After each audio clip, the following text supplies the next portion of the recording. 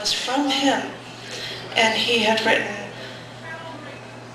"You just wrote a poem about a fantastic car crash, because and you've just crashed, but that poem was supposed to be about me crashing."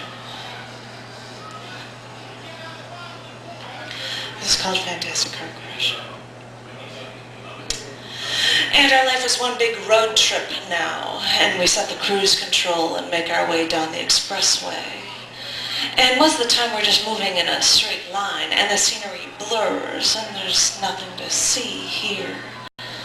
But I know what's inside of you, and I know what you're made of. There's no such thing as a calm with you. You are a fantastic car crash. You stop traffic in both directions as the Kuypers gawk and the delay grows as everyone slows down and stares. Everything shatters with you, you know. It's a spectacular explosion. I try to duck and cover as metal flies through the air. And every time you leave the scene of the accident, I am left picking up these shards of glass from the windows.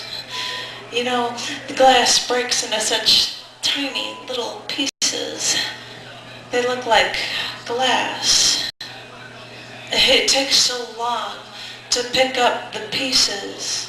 And even though I'm careful, I'm still picking up the pieces. And I'm still on my knees. And the glass cuts into my hands. And the blood drips down to the street.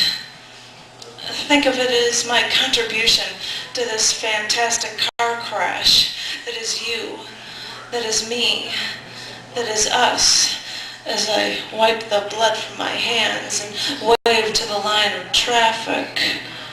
Go ahead. Keep moving. This happens all the time. There's nothing to see here.